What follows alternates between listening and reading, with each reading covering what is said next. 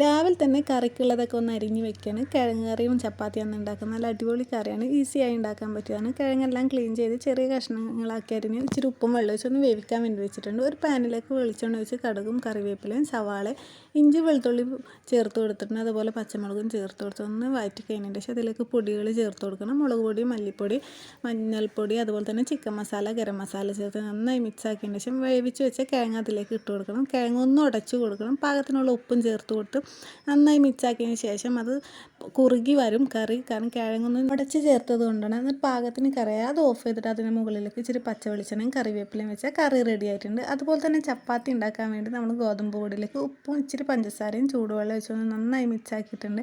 എന്നിട്ട് അതൊന്ന് കുഴച്ചെടുക്കണം, നല്ല സോഫ്റ്റായി കുഴച്ചെടുക്കണം. എന്നിട്ട് ഇച്ചിരി വെളിച്ചെണ്ണ വെച്ചൊന്ന് കുഴച്ചെടുക്കണം. അപ്പോൾ ചപ്പാത്തിയൊക്കെ നല്ല സോഫ്റ്റ് ആയിരിക്കും. എന്നിട്ട് അത് ചെറിയ ബോൾസാക്കി നമ്മൾ പരത്തി ചുട്ടെടുക്കണം. ചുട്ടെടുക്കുമ്പോൾ ഇച്ചിരി വെളിച്ചെണ്ണ ഒഴിച്ച് ചുട്ടെടുക്കുകയാണെങ്കിൽ നല്ലതായിരിക്കും. അപ്പോൾ